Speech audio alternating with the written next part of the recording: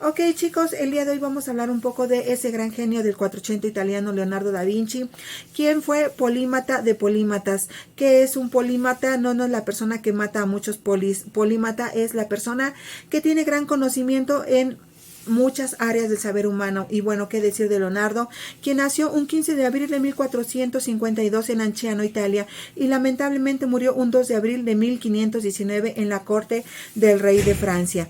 Ok, vamos a saber algunas de las frases célebres que nos definen cómo era la inteligencia de este gran genio del 480 italiano. El placer más noble es el júbilo de comprender. Nuestras mayores tonterías pueden ser muy sabias. ¿Y cómo no comprender esta frase? Si ustedes recuerdan el video de Einstein Telépata, mencionaba que Carl Jung, ese genio del siglo XX, nos decía que con su teoría de las sincronicidades, cuando tenemos problemas, esa sabiduría que tenemos todos dentro sale de repente para resolvernos problemas de manera cuasi milagrosa. Los hombres geniales empiezan grandes obras, los hombres trabajadores las concluyen. La ciencia más útil es aquella cuyo fruto es el más comunicable. Y cómo no entenderlo ahora que podemos comunicarnos en este momento con la ciencia de la electrónica de las comunicaciones en un santiamén entre África, Europa, Asia y América. La cegadora ignorancia nos confunde. Oh, mortales, abrid los ojos. Así como el hierro se oxida por falta de uso, también la inactividad destruye el intelecto. Aquel que no castiga la maldad ordena que se continúe. La belleza perece en la vida, pero es inmortal en el arte. ¿Cuántas obras del 480 italiano y de todos los siglos que nos han precedido han llegado a nuestros ojos para deleitarnos? La simplicidad es la máxima sofisticación. Aquel que más posee, más miedo tiene de perderlo. La pintura es poesía muda. La poesía, pintura ciega. La sabiduría es hija de la experiencia. Quien de verdad sabe de qué habla no tiene por qué levantar la voz. Y quien piensa poco se equivoca mucho. Así es, chicos, ahora comprendemos más esa gran inteligencia de Leonardo, quien llegó a la corte de los Sforza en 1482. Chicos, seguimos hablando un poco más de Leonardo da Vinci. ¿Cómo fue que se incorporó a la corte de Ludovico Sforza? Bueno, pues a finales de 1481, Leonardo tal vez estaba un poco frustrado y decepcionado de la vida, ya que en las cartas que se tienen no se encuentran mal los nombres de dos caballeros con los que al parecer mantuvo relaciones amorosas, Fioravante del Domenico y Bernardo di Simone. Al no tener ya más motivos por qué quedarse en Florencia, decidió trasladarse al norte de Italia, a Milán, y fue ahí donde tuvo que esperar 5 años para incorporarse plenamente a la corte del mandamás de aquella región, Ludovico Sforza. También cuando llegó, había un azote de peste en la ciudad.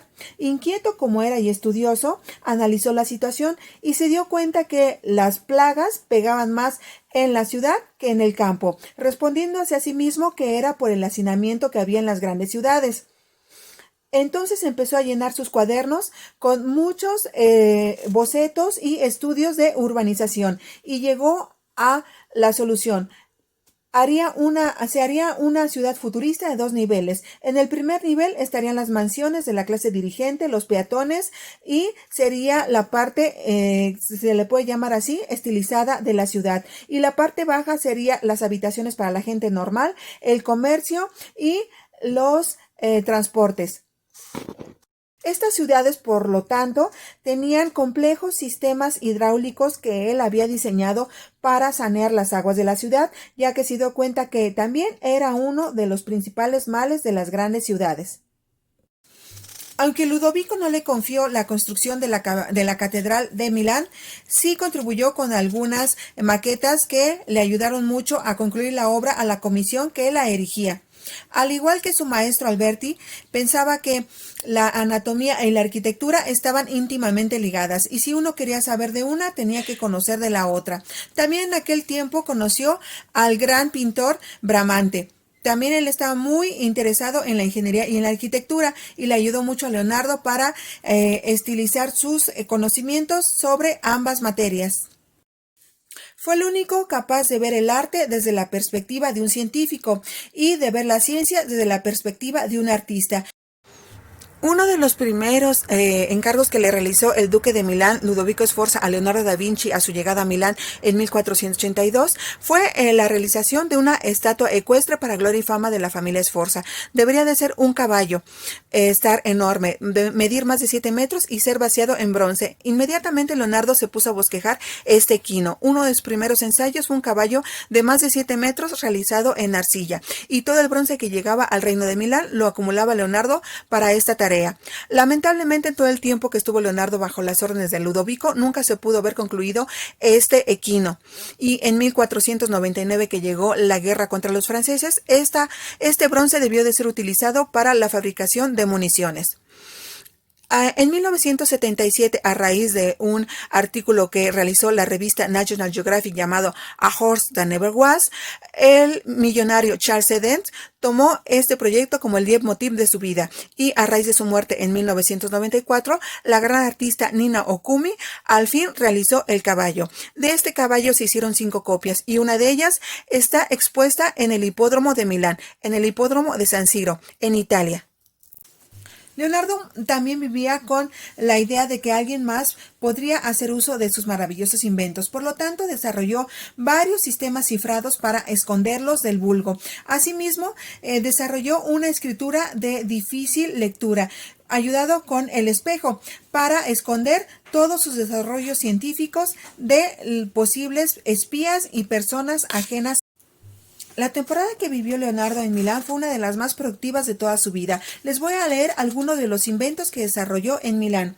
Una lámpara de mesa con luz graduable, una cámara oscura con sus conocimientos que tenía de la anatomía del ojo humano. También con estos conocimientos desarrolló un proyector y un telescopio, puertas de apertura y cierre automático, instrumentos musicales y muebles plegables, y el más extraordinario de todos, un tanque blindado, telescopios, proyectores, excavadoras, grúas, autómatas y robots. Lamentablemente también al final de su etapa milanesca fue cuando Ludovico empezó una serie de intrigas políticas, lo cual precipitó su propia caída. Y fue así como el 6 de octubre de 1499 el rey de Francia, Luis XII, entró triunfante a Milán, tomó posesión de la ciudad e inmediatamente tomó a Leonardo como ingeniero dentro de su corte. Sin embargo, era tal el desorden de la soldadesca francesa que Leonardo se disculpó y decidió mejor emigrar hacia Venecia. En Venecia fue inmediatamente acogido, ya que esta ciudad era asolada constantemente por las tropas turcas, por lo que se le pidió que desarrollara un sistema de defensa. Chicos, es tanto lo que hizo Leonardo que me llevarían horas y horas de comentarles qué más hizo el genio del 480. Sin embargo, aquí nos veremos para saber más acerca de él muy pronto. ¡Chao!